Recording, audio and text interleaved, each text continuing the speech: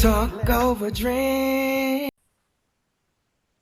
Good evening. Good evening. Welcome to another episode of Talks Over Drinks. My name is Corey Folkinier, and as always, my partner in justice, Markel Prines. Markel, how are you this evening, sir? Doing awesome as usual, brother. I appreciate having our guests here tonight. And as always, things always getting better and better and better. So looking forward to tonight's guests and hearing I, their perspective. I got it. Was good to see you as always. Food for action this evening, sir. Okay, this evening's food for action is every challenge you overcome isn't just a random event.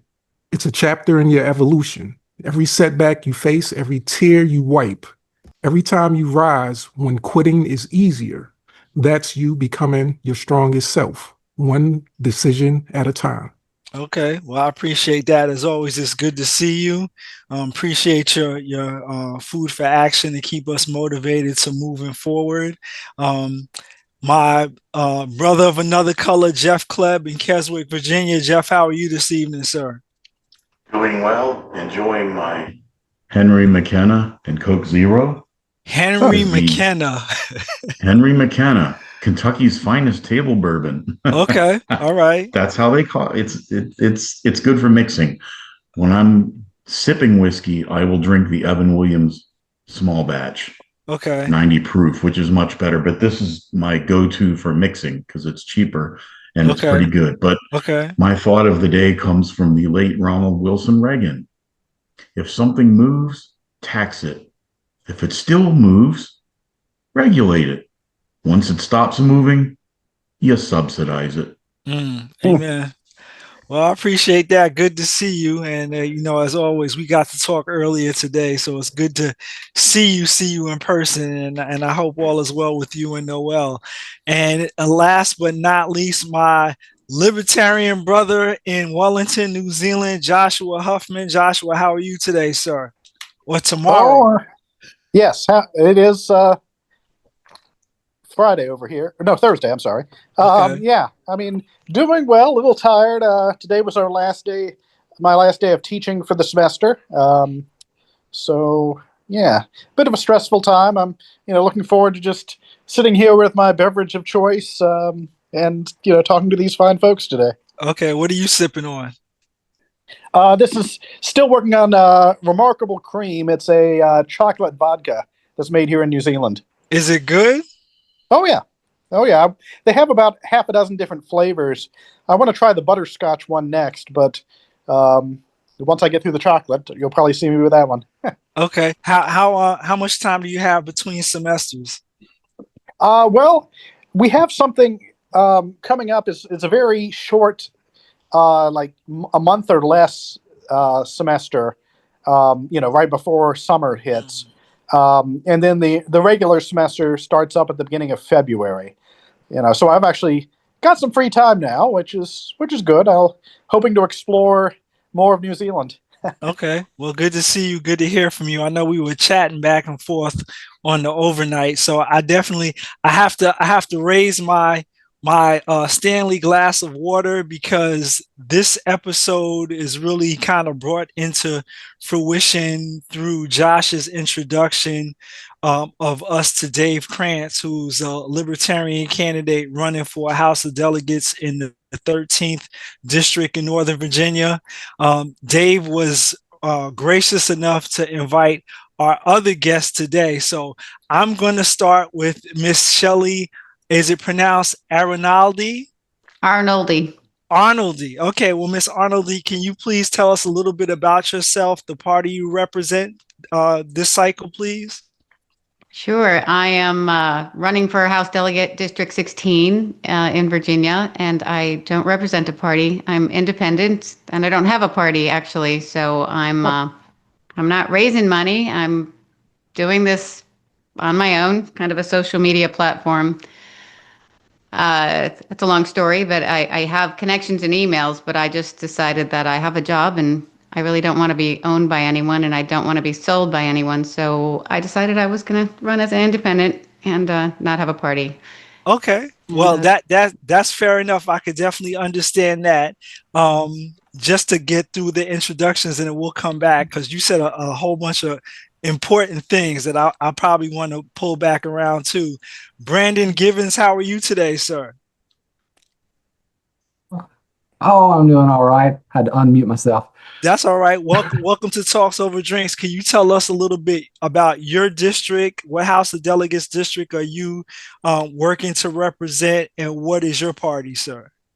All right, District 11. It's Fairfax. It's Fairfax City and Fairfax County. A little bit Oakton, and my party is the Forward Party, which is like a party for independence. Okay.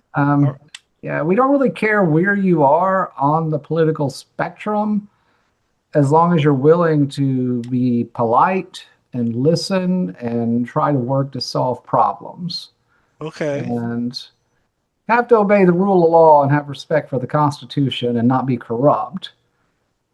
But yeah, that's pretty much it. Like most of the guys up here, and the party in Northern Virginia, they tend to be Republicans who are kind of disaffected.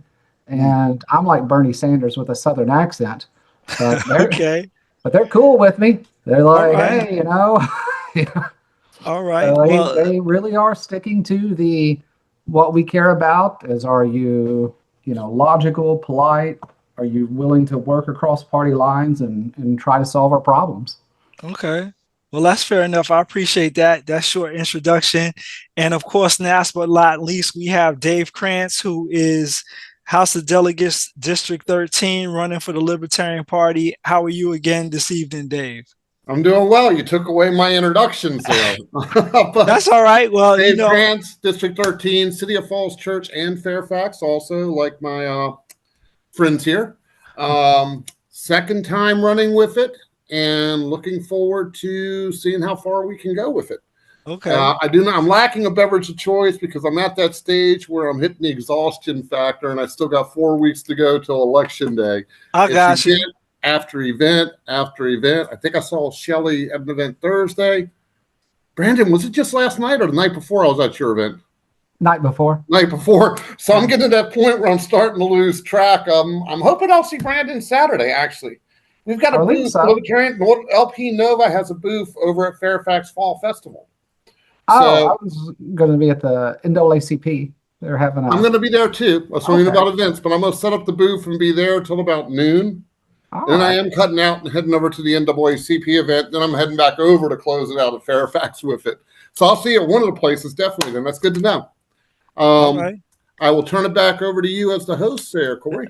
That's fine. So I definitely would like to come back to Shelly's introduction. You said a lot of very interesting things to me about being an independent, I guess not being beholden to people. So can you tell our panel and our viewers a little bit about what happened in your eyes that has you wake up one day and maybe talk to your family about running for political office? What types of things spark your wanting to approach this undertaking? In 2021, okay, let's go back. I was non-political and I didn't even vote prior to 2020, maybe in a presidential election and usually Democrat, right? But not saying I did that with an educated eye. Okay. In 2021, my kids were in middle and high school after the lockdowns, and schools had been closed. They're talking about masks and mandates. I didn't know what was going on because I really didn't watch a lot of news, and I got an email from the school asking my racial bias. And I decided to call them up and see what they were doing. And I started to pay attention. They referred me to a One Fairfax policy, which opened up a whole nother world of, we live in socialist Fairfax County. And so I decided to get involved to try to get Youngkin elected. I didn't know what that meant because apparently I thought he was going to get us out of masks. So I started going to school board meetings. I became a poll watcher, election officer, just trying to help him get elected. But I still didn't understand the political part of it. After this happened, I saw some commercials and I decided to start a Moms for Liberty chapter because we have 12 school board candidates and we have the worst school system in all of Virginia. and we have the largest county. So I wanted to start a chapter thinking that was going to help get conservatives elected. I was not a Republican or a Democrat, but I decided to start a chapter that was focused on helping replace school board candidates. And when I looked to partner, or at least I assumed we would have similar candidates with the Republican Party, and when I went to work with them, they actually shut me down. They had decided who they wanted to run. They weren't running people. They weren't even running as a functional group. So it's a long story, but I've gone down every avenue of trying to help people get elected, seeing that the parties are broken. And then I decided, when I looked into the delegate process, if you run as an independent, you don't have to pay any money. You get 125 signatures. You don't need a party for that. I thought to myself, I can do this alone. I've volunteered for things and been parts of things. I can get signatures. And maybe I can show people that you can run without having to be beholden to a party. And even if I don't win in this election, I'll still be alive and I'll be out nothing. I have a job. I mean, I'm an engineer. I was in the Navy for 10 years. You know, I have a career. This is not something that I've ever wanted to do. But I feel like I should do this to show people how easy it is, and perhaps someone who can speak and isn't, has some ethics and doesn't lie, cheat, or steal will decide that they can try to take it on next time. So. Okay. Wow, that's amazing. Now I'm gonna go through each of the candidates and we're gonna come back. So you said a mouthful. I did take some notes.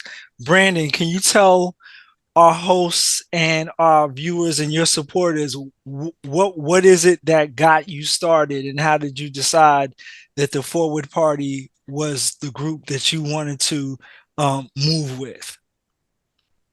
Well, I taught internationally for about 10 years. So I left the United States a while ago.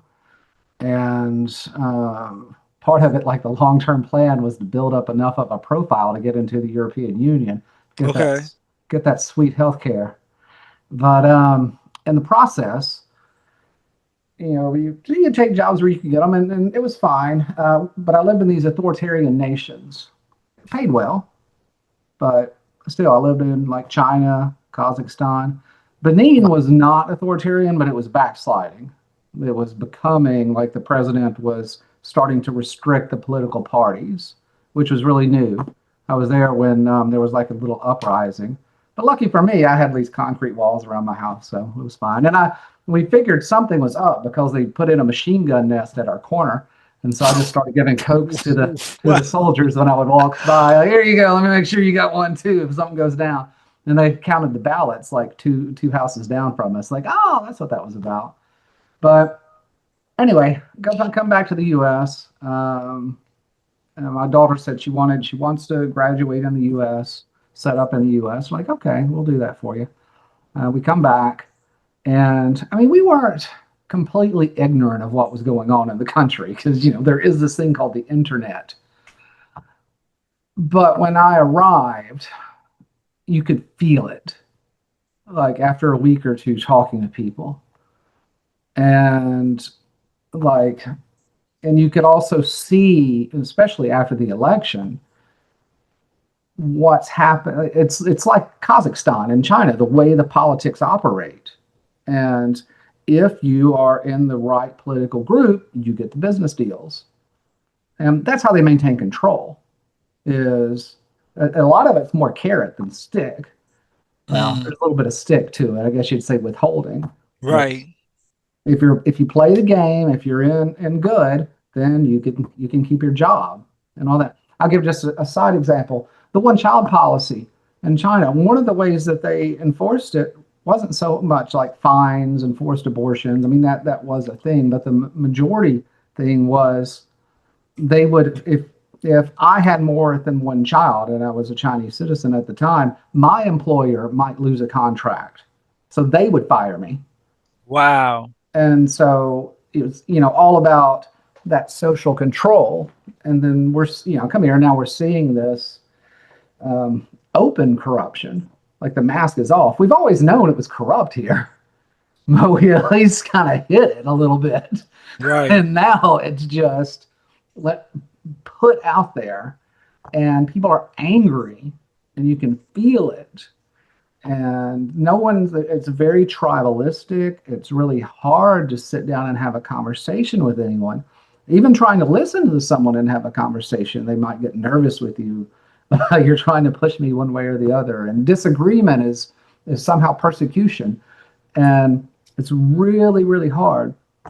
And I thought, well, I got to try something. I got to do something. I mean, I'm not an absolute genius, but I'm fairly level-headed. And so I studied comparative government, and I taught it in comparative government, which, goes into clientelism, authoritarianism, and how it operates. So I saw it firsthand. I see it setting up here. And my big thing is election reform. Okay. One thing that's not right, what I think the major problem is the way that we're electing people. Now, I have my hills I'll die on, like Medicare for all, but right now, that's the most important thing right now is fixing our elections. Okay. I can understand that. That's fair enough. Dave, I'm going to give you the next slot and tell us a little bit about what prompted you to want to run and why you decided that the Libertarian Party was the party that you were going to embrace. I think you have to put the horse before the cart, so to speak. Libertarian Party first, because I really got involved with Libertarian Party over almost 2 decades ago, I guess, but only at the local level. I was looking for an alternative to both of the two parties out there, Republican and Democrat, with it. I thought there had to be a better way forward, better options forward. So I got involved locally with the Libertarian Party, just, showing up at the meetings, volunteering to do things when I could. Well, not a whole lot, not taking over positions or anything with it. And then, of course, those of us who are in the party are aware of the problems that we had going on a little over 3 years ago with the party's internal struggles, which led to a lot of friction in Virginia. So that had just happened the year before. The party kind of really lost a lot of membership, a lot of support with it. And I'm sitting here looking around Memorial Day, right before the last election. And the ballots had to be in like somewhere around June 19th or 18th. It's Memorial Day. And I look at the ballots and there is it's all Democrats. No Republican challengers, not many third-party challengers.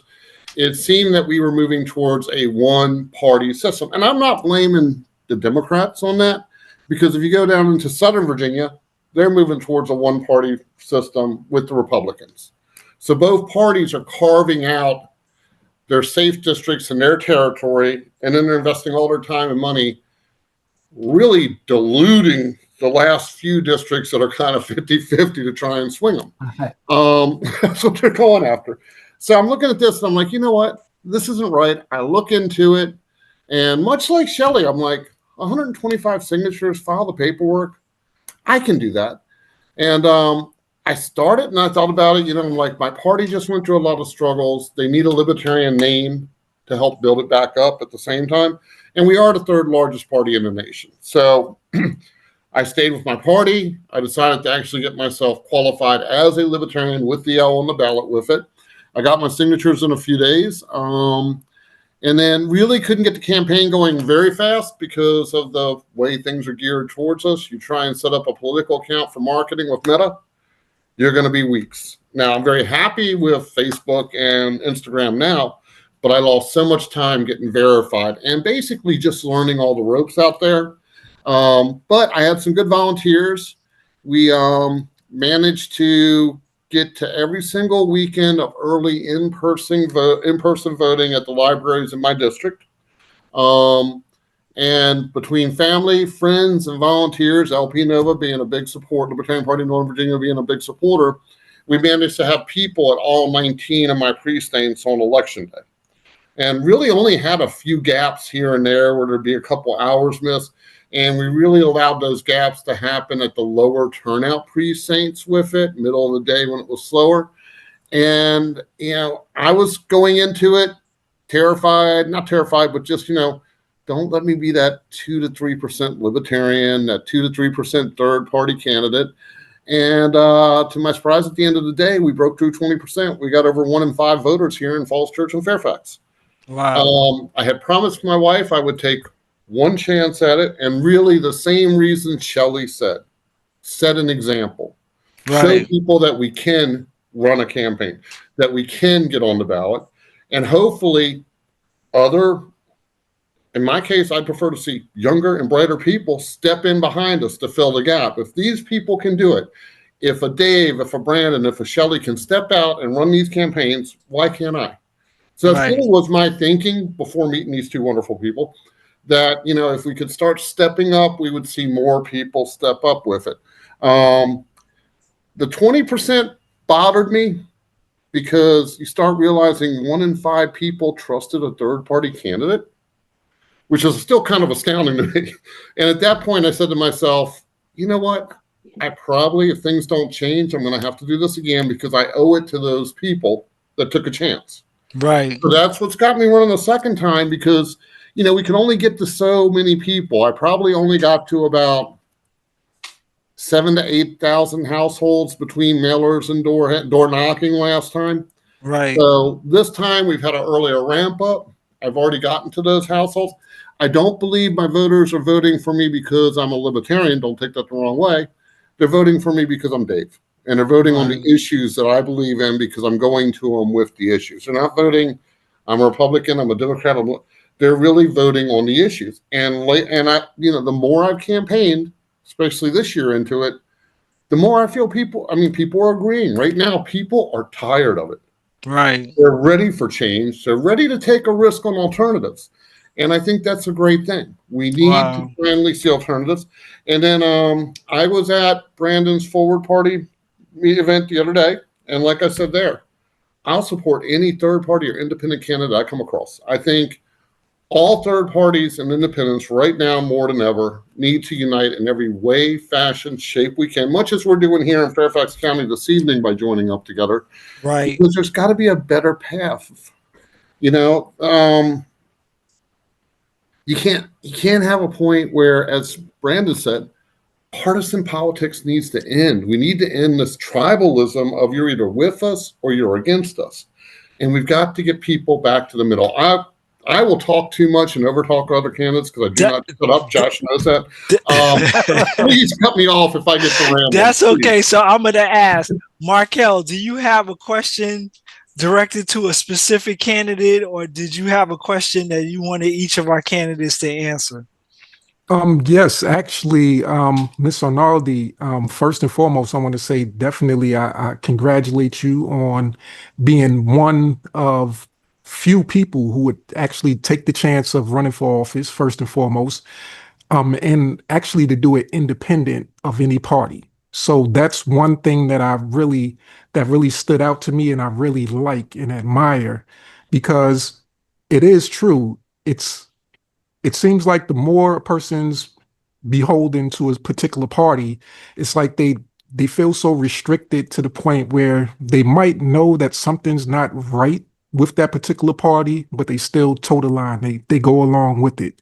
So being a person that has no party, I look at that as being the ultimate candidate in my eyes, because that says, hey, you're not going to make decisions based off of party lines. If you see something good in one side or the other side and it feels right with you, that's some way that you would make decisions. I wanted to know what really would you say your platform is based on? I would say I heard you say that you're a mom, and being the only woman on the platform here. I just imagine that's kind of like being in a minority situation where you're a woman running in the race and you have no party, but that kind of makes you more attractive to a person that wants something different. So what would you say is your major stance that may differ from other parties and are similar? Well, I mean, first and foremost, parental rights is what got me into this, what the schools were doing when I started to look at all the, I said the laws and things associated with our kids, parental rights and privacy. Honestly, I volunteered I would be, I suppose, I'm conservative, so I would lean to the red and the right. I wanted to volunteer to help them. I wanted to help them. We have 15 delegates. And so at a big level, I wanted to go out and recruit people. And it was almost like they didn't want to recruit people. So this is separate from what, you're asking me. The reason I'm doing this is because I see a broken party here that needs fixing. And it could be fixed, if they had a different structure or leadership. But so my point here is, I stuck my neck out with them and had many of them go after me at every level on the internet. And so I was in the Navy for 10 years. I lived overseas most of my life before I came here. I came here when my kids were 3 and 5 to start school. I'm not from here. So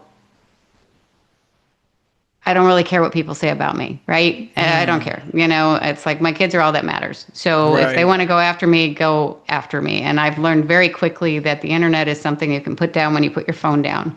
And so everybody here seems to be living on the internet, and just getting out and meeting people is so much more important. So even before I did this, I coached, I volunteered, I did as much as I could in my community. And I think it's kind of cheesy to do signs and knockers. I just can't, that whole thing's not for me. I know it's probably necessary. I don't suspect I even have a chance of winning. But like I said, the idea is to get out there, be able to say what I think, defend my kids.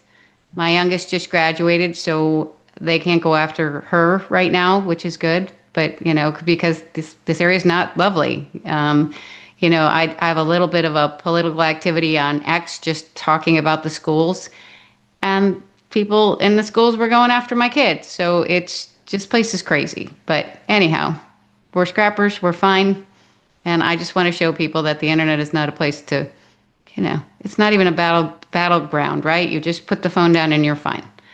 Wow. But yeah, well, we'll see how it goes. I mean, Northern Virginia is a special place. It really is behind enemy lines. And, it's I think I was made for this. Wow. You had an additional question, Markel? I would say, well, for both Dave and Brandon, being more so within a party, how do you guys deal with the idea of, as I stated, maybe your party has certain things that it's for or against? How do you manage the idea of maybe something not being right in your eyes? Is that something that you stand up against or publicly speak out against? Because one thing that I see in politics is, like right now, we're in the midst of a shutdown and each side is playing the blame game. But somebody's wrong. Somebody has to be wrong in a situation, or somebody's not giving the full story, or the story is being skewed.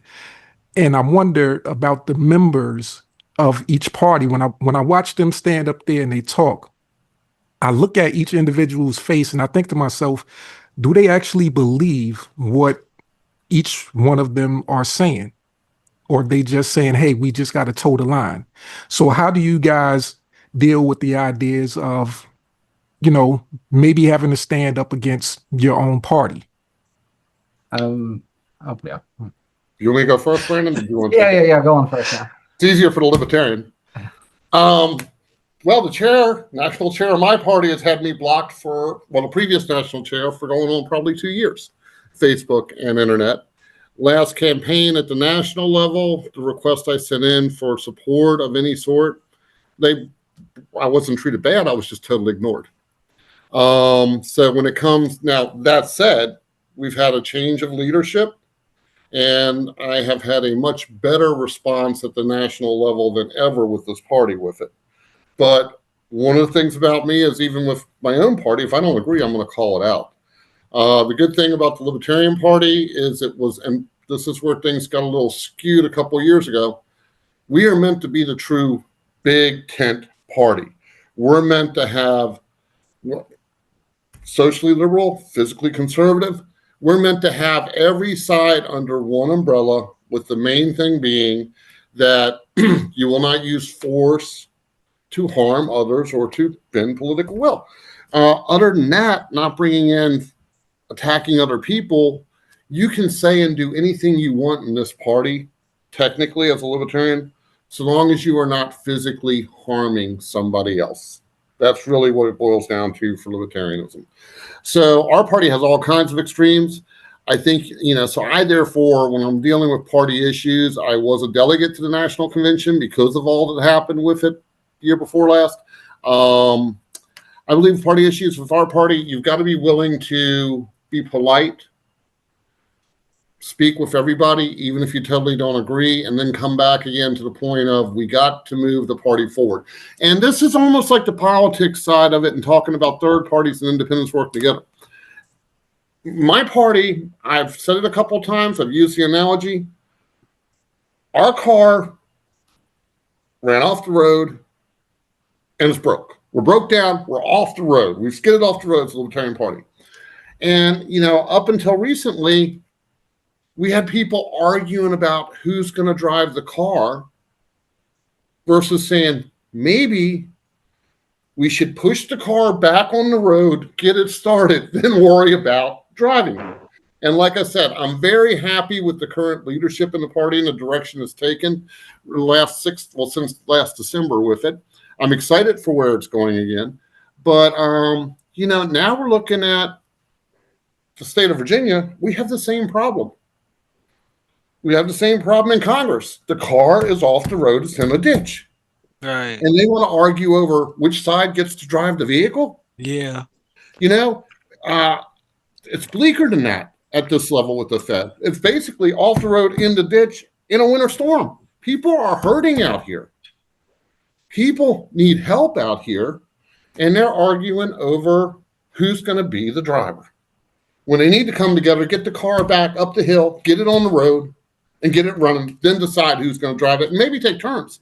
And that's the problem I think we face in politics as general. That's probably one of my favorite analogies that I've made up to use for it. Wow.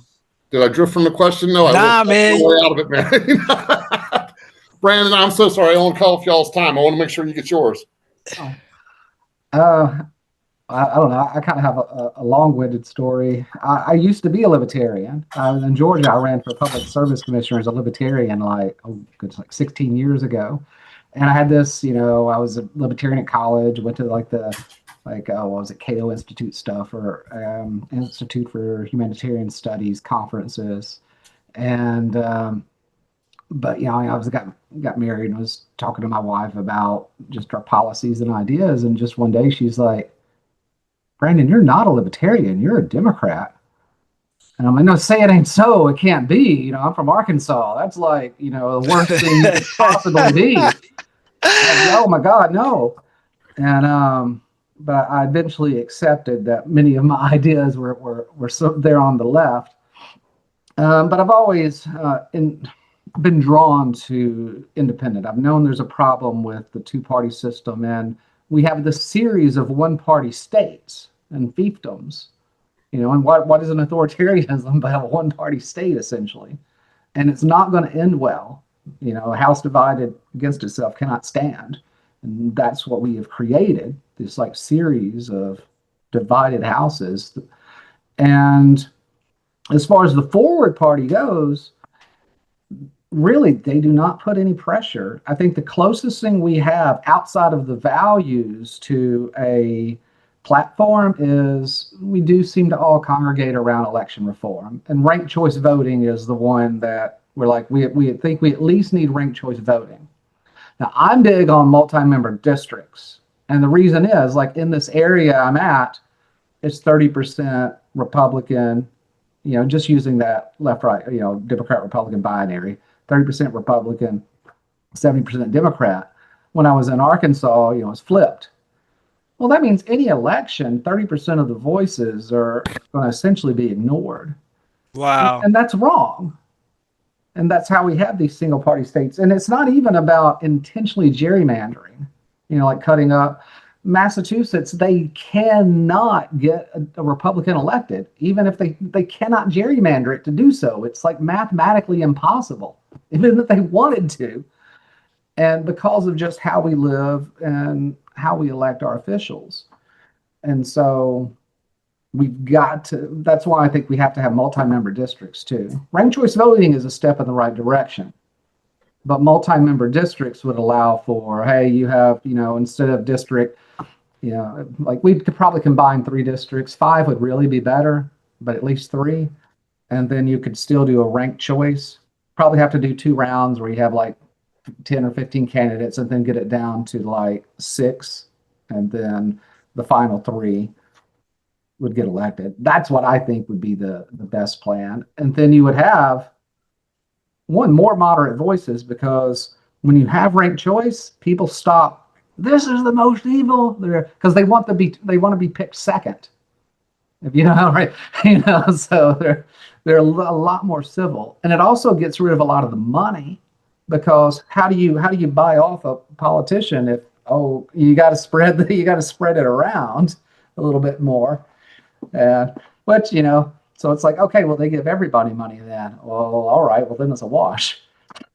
Wow. Jeff, you have a question for our candidates? Yeah, I want to congratulate Shelly for running as an independent. That's pretty cool. She probably sat back to herself and said, I'm tired of all this authoritarian nonsense from the school board.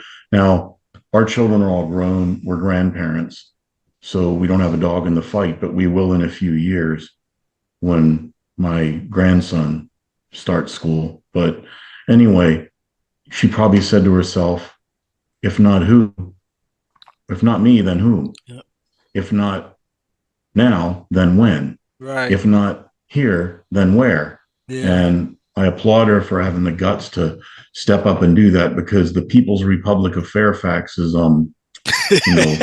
they probably have pictures of, they walk around with Che Guevara t-shirts. They have Joseph Stalin murals on the wall, and they probably have Soviet flags flying on their houses up there. It's a pretty. Can I correct you? They're driving around with masks in their cars. They have Ukraine and rainbow flags on their houses. So yes, you've just described it. And you know what's funny? You talked about the authoritarian thing. You hear these people coming out now saying, "Oh, well, our country's turning more authoritarian." These are the same people who would want to put you in jail for not wearing a mask and lock you in your house. But no, you're the fascist. It's like, but this goes unchecked, and you have the. You don't have cojones, but you have the guts to stand up and say enough of this, because the same people who were like, you wear that mask, you get that shot, or you don't go to work. Now, well, Trump is a fascist. It's like, I'm no defender of the orange man, but these people need to, like, physician heal thyself. It's like, we're turning into a fascist country, but we want the government to take all your guns. It's like, wait a minute, you think it's okay for criminals to be released early, but you want to take away my self-defense. So all of us people who live way out here in the sticks, we're probably more well-armed than most Central American countries, and we have like no crime. We don't even have a police department. The sheriff is 35 minutes away on a good day, but they think us out here with our guns, we're the problems. We're the extremists or whatever, but then you go down to Charlottesville or you go down to Richmond and they're shooting up each other every night, but yet we're the problem. And I kind of understand your frustration. And as far as Brandon goes, I agree with ranked choice voting. There's a couple different ways to do it. There's the jungle primary way, and then there's another way where you avoid the problem of the lesser of two evils. Like, well, I have to vote for the Republican to keep the Democrat out. I have to vote for the Democrat or the Republican might win. I love the Libertarian, but I'm not going to vote for him. That eliminates some of that. And you could do it where it's like a jungle primary, or you can do it where if nobody gets 50%, then you have a runoff between the top two. There's different ways to do ranked choice voting. But I commend both of you for realizing that. And I commend Dave. We should take a chance with Crance. That would be a great slogan. You have an insight as to the problems with the Libertarian Party and how you're actually trying to fix it. You don't have to agree 100% with the platform, but your heart is in the right place. And you've got what we used in Pennsylvania when I grew up in Pennsylvania and in upstate New York, we used to call it having gusto. You have gusto. All three of you do. And I think that's pretty cool. So I'll let Josh say a few things. I'm done. Yeah, okay, Josh, and I have to say, man, Josh is my libertarian brother. We don't agree on everything, like Dave was saying, but I respect him because he always has a brotherly perspective of sharing his opinion, and we can continue the conversation. I know I was up early this morning and we were going back and forth talking about some things. So Josh, I appreciate you for bringing Dave on our radar, and I want to go ahead and yield the floor to you. Did you have any questions or anything you'd like to share with our guests? Well, one thing that I think a lot of people in Virginia don't realize, who was the longest serving member of the Virginia House of Delegates? It's a fellow by the name of Lacey Putney from the Bedford area. And for most of his time in office, he was an independent. And, we had this situation where we did have independents in our General Assembly. Unfortunately, those days are gone. And we've got this, very regimentalized system where, you got to, turn Virginia red or vote blue no matter who or whatever you got going on with that. And I feel like we've lost a lot, because as mentioned, I ran as a libertarian for Virginia Senate in 2023. I was the only libertarian to run for Virginia Senate in 2023. But, it's important to have people out there saying, well, there are more options out there than what we're being presented with. I mean, heck, as I've told you all, we have an election for mayor here in Wellington that ends in a few days, and there are 12 people on the ballot. And, it's good to have choices. Now, of course, they use ranked choice voting, so you don't have to worry, oh, well, my favorite candidate, he's not going to win, or she's not going to win. I mean, you can rank the candidates based on your choice. But yeah, I certainly applaud you all for what you were doing, which I guess this isn't really a question. I'm sorry, but That's okay. It's important. What you're doing is important, and it may not. You may not see the fruits of it this November, but as I've said when I ran for office, I wanted to inspire other people, to stand up and challenge the two-party system, and because like, for example, with the Libertarians, of course, there was the case of Robert Sarvis. And after him, we had a fair number of Libertarians stand up and say, here, I'm running myself. And so, do keep that in mind. Whether or not you're successful in November, you don't know who you're going to inspire. So, keep out there fighting the good fight. Wow. That's well said. I definitely think that Josh is always correct with regard to inspiring the next generation of people who are going to run behind us, number one. But then also something that he taught me when he was running the last time was that besides inspiring people, you have to want to educate your fellow Virginian. And just from speaking to you all today or this evening, I see that your frustration has led you to the point where you hope to inspire people, but also educate people. Like in Shelly's position, Dave and Brandon, you guys want to educate Virginians to understand what's wrong with the current setup of the system that we have.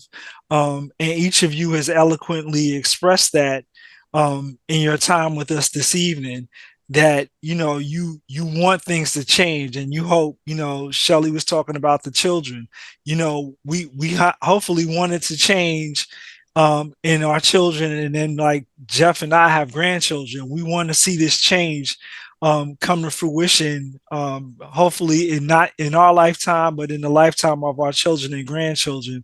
As Jeff always said, we got what do you say, we got skin in the game, Jeff. So we want, we want things to get better. We want our children and grandchildren to kind of share the same American experience that we've had in our time. I'd like to give each of our candidates, I guess, a closing, a time to kind of close out. Just kind of again reiterate what you may have said, or if you had some things that were on your mind. If you're like me, taking notes while we're cruising along. If you had some things in closing that you wanted to share with our viewers and your fans. All right. Jump on in, Brandon. Feel free. Yeah, I really think we have a little flustered there. Priority number one is fixing our elections right now and making sure they're more representative of the voters. And that's our issue. They're not really representative of the voters. Like most people, what was it, like 51% of people say we need an independent party or we need to have a third party or something, 60% or something like, oh, I'm an independent. Yet our elections don't reflect that. And it's because we vote out of fear, and we shouldn't. And so that is priority number one right now. I think we should clean house like Marie Kondo, just like everybody, like that candidate. If that candidate doesn't give you joy, it's time to put them aside. Are you in favor of term limits? Yes, and one of the funny thing about term limits is like everybody wants term limits for somebody else's politician. They always do. Yep. Oh man, I think after this shutdown, I think I'm kind of ready to just take a broom, clean house, and start fresh. Marie Kondo. Yep. Unless that candidate gives you joy, it's time for them to go. But with term limits, there should be people get so entrenched. There is the thing about, they're an experienced politician, they know this, they know that, and that's great. But then there's also where they're entrenched. And that's really where that corruption can get seated in. And right. Things become institutionalized, parties become institutionalized, families become institutionalized. And then you end up with sort of like the pseudo monarchy, but without all the fun, like jewels and stuff, Right. If we're going to have a monarchy, let's at least have some carriages and stuff. Dave, you have some closing remarks, sir?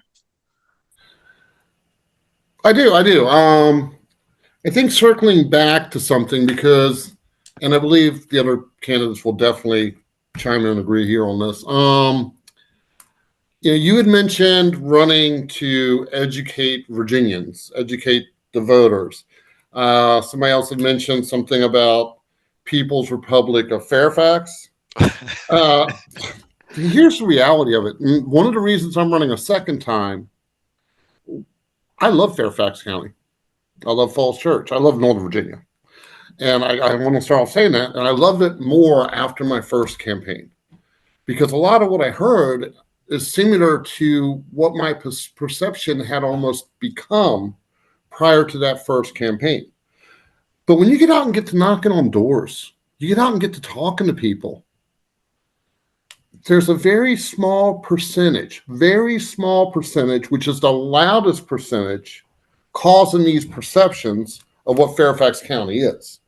And the voting reflects it. In my last campaign, barely, just a little bit over a third of the voters showed up.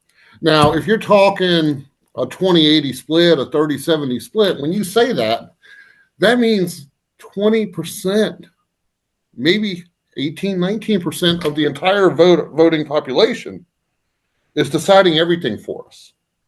And this comes back to where I say, a few people control the noise here in Northern Virginia. Wow. But they are not representative of my neighbors, Brandon's neighbors, Shelly's neighbors, when we get to the door, when we talk to them on the street, when we talk to them in schools. I would tell you the three of us are the majority of people. They just haven't had the options. And honestly, almost like Brandon was saying with people getting hammered down, there is a social fear to speaking out because of that small majority painting everybody who stands up and says anything different, they're evil.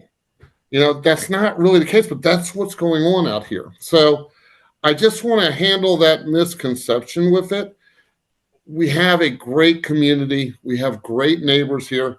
And the last thing they need, especially from Dave Crance, is Dave Crance to educate them. We have one of the most educated populations in the entire state of Virginia up here. A couple college towns down there might beat us, but I'm saying, and generally speaking, when you look at the education level in Fairfax, it's terrifying how smart people are. Our voters don't need us to decide what's best for them. They really don't. What they need us to take what they tell us is best for them and take it to Richmond. They need representation again. They don't need elites. They don't need a few minor people with the biggest voices and the biggest allocation of funds dictating what's best for our county. We need to let the people decide what's best for our county. We need to get some people in there who are going to work together and represent what the people of our county and our towns want. I have one question. I have one question for you before we move on to Shelly. Why do you think in the off-cycle non-presidential years, why we have such a low turnout to our vote? You know, I haven't looked at it statewide. I mean, obviously, your presidential years, that's going to draw the vote because of the hype. Everybody's going to get hyped into it. More people are going to show up and vote because it's on your TV, it's streaming to you, it's on your media, it's on your radio, it's everywhere you look. So people are more in tune. I would tell you honestly, even as we're all sitting here talking, right, I guarantee you that when I walk down the street, I already know. Some people are going to be like, "Oh, there's an election this year, Dave?" They're going to tell me that tomorrow when I knock on the door. Governor's years get a little bit more to it. A completely off year. I've listened. Well, I think we were talking about off years last Monday at your event, Brandon, and using the term off year. And I got a lecture from another one of my campaign team on using the term off year. I'm using the term off year because you hit it. Anything except for a presidential election is truly an off year. Right. As far as I'm concerned. Right. Because the vote totals are going to go down. Governors are a little higher than when there is no governor's race, but the vote totals go down. In Virginia, it's even worse because we are truly off years because we're outside of we're outside of the even year cycle with it. Now, why do people not vote in general?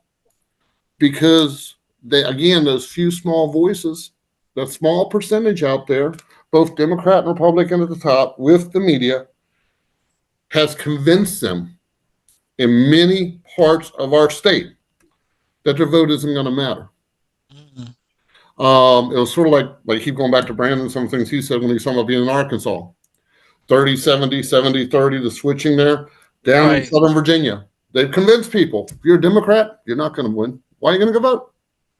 Up here, they have even convinced Republican candidates up here that they're not going to win. So when they do have a candidate, there's not an effort. I mean, there's some good people trying on both the parties, but the reality is the voter believes my vote isn't going to matter because it's 70% this, when the reality is that's 70% of who showed up. Right. Most times it's less than 20, 25% of the voting population making that decision. It's 70% of who showed up, but if you barely got 1/3 showing up, that's 60% of the voters out there. Right. We don't even need the other 60% to show up. We need barely 25% of those folks to be like, you know what? That's true. We do have a chance. I'm going to go ahead and show up, and things would change. And Jeff, I did start using your slogan a lot more, by the way. Thank you. Take a chance with Crance. Yeah. Yeah. With you mentioned about people saying their vote doesn't count. In Virginia, with our statewide elections, we've got the governor, lieutenant governor, attorney general. Everybody in the Commonwealth is that. But in my district, now, if you go to like a town like Ashland or Louisa or Gordonsville or Culpeper, they're going to be doing a mayor, a city council, and all that. I live in an unincorporated area, so all I had is the 3 top offices, and then my House of Delegate member is totally running unopposed. My school board member, totally unopposed, and my county supervisor, totally unopposed. I had one of my neighbors say something to me, well, then why should I bother? Exactly. It echoes on what you were saying, and it is frustrating. But so many people. vote against somebody who they think they're going to vote against somebody who's going to do the most damage instead of for the somebody they like. And that's aggravating. I think you're missing out on a few things, Dave. You did mention that the Republican parties in Northern Virginia, all but Loudon, aren't trying to win. They literally are working against us. They don't want to convince anyone to vote. They want to just play a little game. They're all uniparty, for sure, controlled by someone else. All but Loudon. I believe that Ohio's doing what he should. And I'm going to ask you this, Shelly. So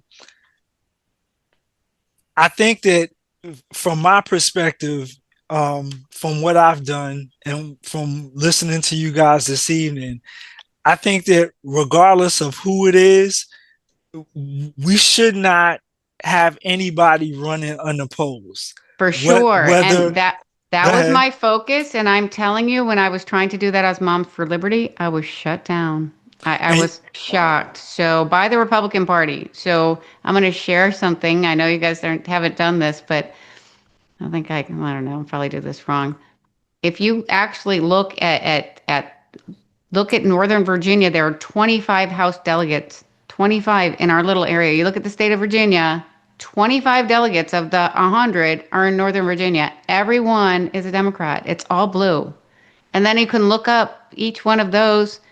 You know, the Democrat in there has 400,000, 800,000 in their campaign funds to keep them there. So they're sending out mailers and flyers. So there's literally no opposition to them. And then you throw in the military factor, the government worker factor. I have neighbors that don't believe that they can sign a ballot. Like when I was getting signatures, they didn't, because of the Hatch Act. They don't even understand politics. They just are so overpaid and ignorant. It's just like there's a whole world here that needs to be educated in so many ways. And I'm not trying to criticize them because I was them.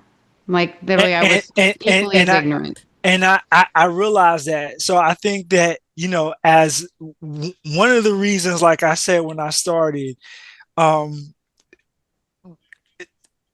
we started as a show because of my experience as a campaign manager for libertarian candidates both in Virginia and North Carolina. I just did not see,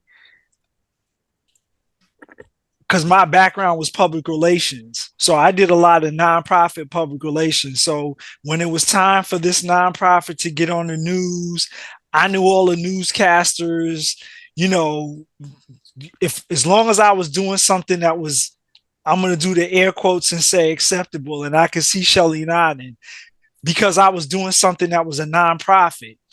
When I moved into politics, and I started to become involved politically, but then I shifted to the Libertarian Party.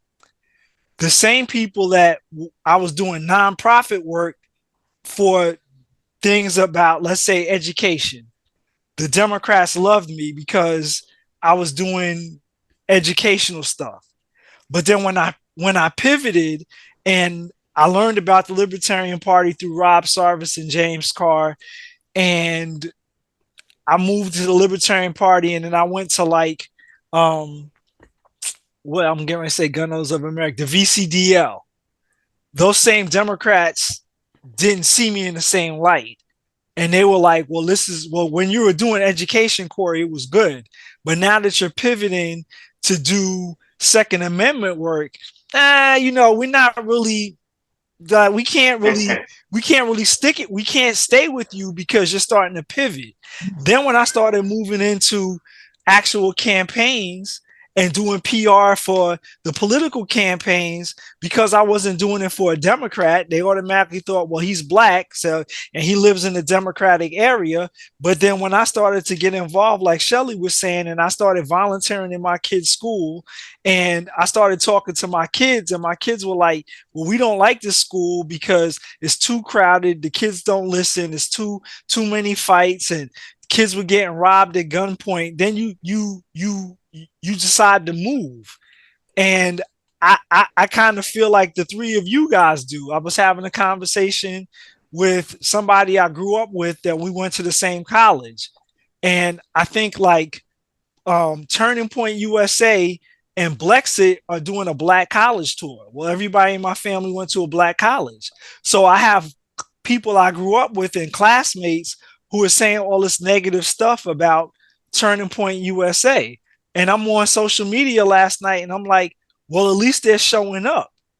And everybody got mad at me. They're like, Corey, well, how can you can't side with the Republicans, and then I'm getting these mailers to my house, and the mailers are like, you should vote to protect healthcare, education, all the left-leaning stuff. So it's like I look up the nonprofit that's doing the mailers, and you have a couple of black people, but then you have all white, the white people are majority of the picture. So it's like I reached out to them and I'm saying to my friends, like, so it's okay. The liberal white people are okay, but the Turning Point Blexit white people, because they're Republican, they're not okay. Like you can't. If I come to the table, I was talking to Jeff about it today.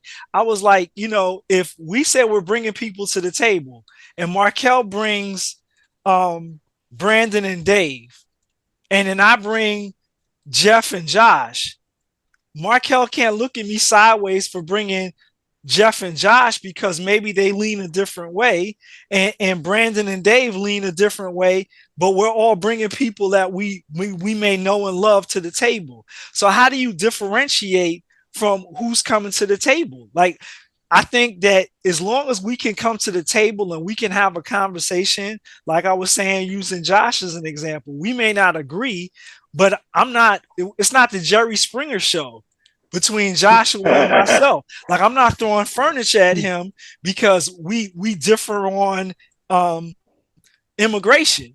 I'm not going to throw the baby out with the bathwater. It's because we can have a respectful conversation. We may not agree, but there's still a respectful conversation. And then the things in common, like Brandon was saying, maybe ballot access or ranked choice voting. There are other things that we can unify on, and then maybe if we could get those other things taken care of, then maybe we could turn around and have another conversation about immigration. Well, hey Josh, we took care of ranked choice voting and we took care of ballot access.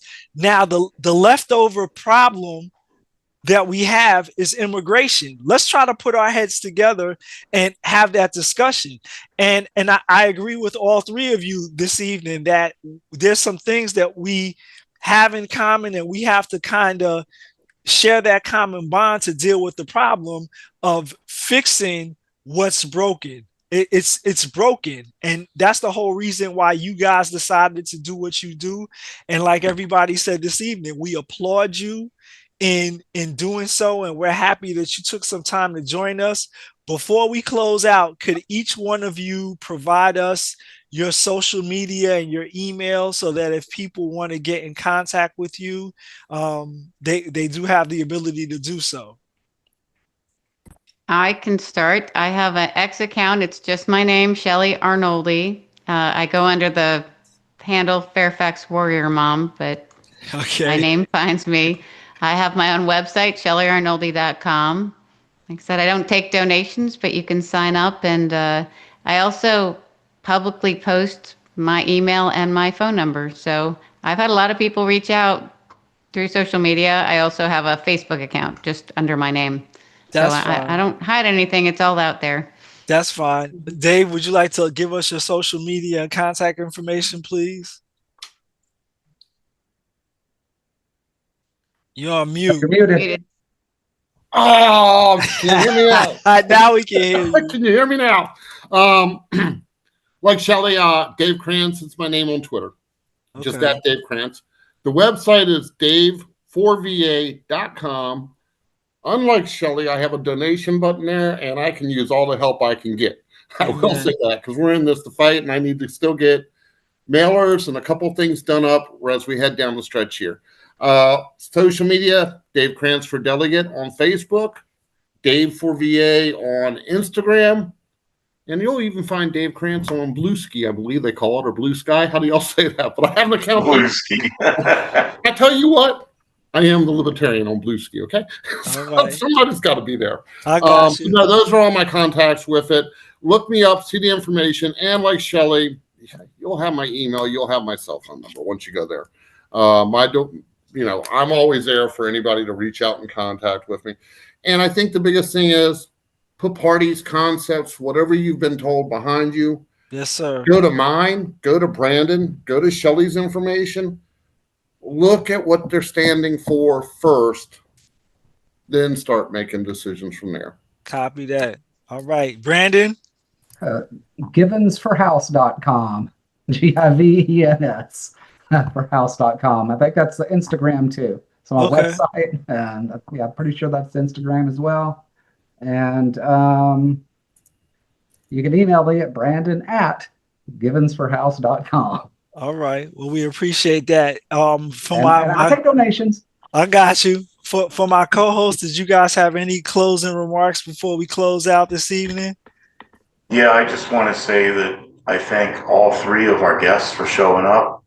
I want to give a shout out to Markel and Josh and Sandy, who's not with us tonight, but I want to give a shout out to him. I know he's busy with working on the campaign.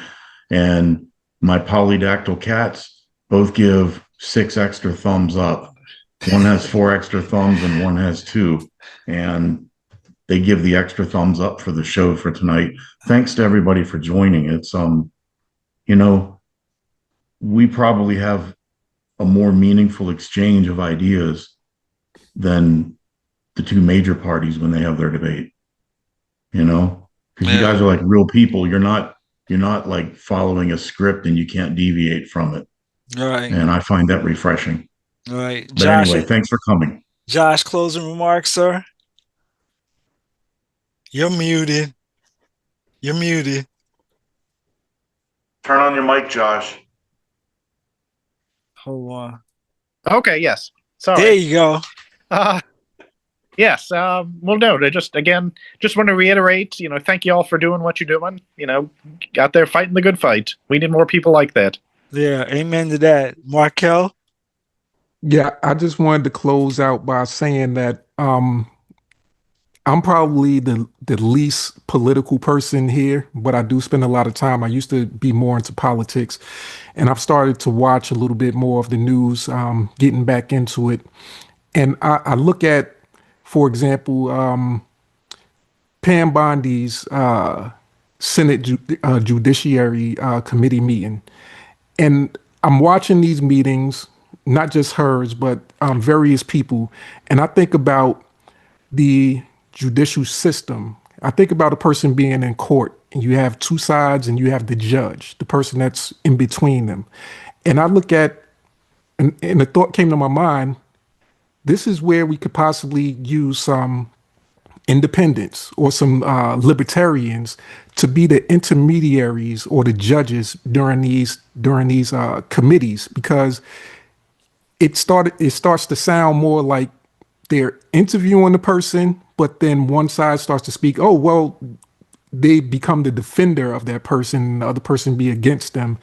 And I said a independent would be the perfect person to have as the judge in between that, to kind of get things on track, to get people to at least tell the truth, because we never actually, watching these committee hearings, it's like they're right there on the cusp of getting the answer, but somebody cuts in or somebody deviates and the answers never come. So I say that would be the perfect place for a third party candidate to really fit in. If you're not going to be able to win the big races, then they need to be put in a position somewhat like that, where they can be the intermediary between the 2 major parties, so that we can have a better chance of getting to the facts and the truth.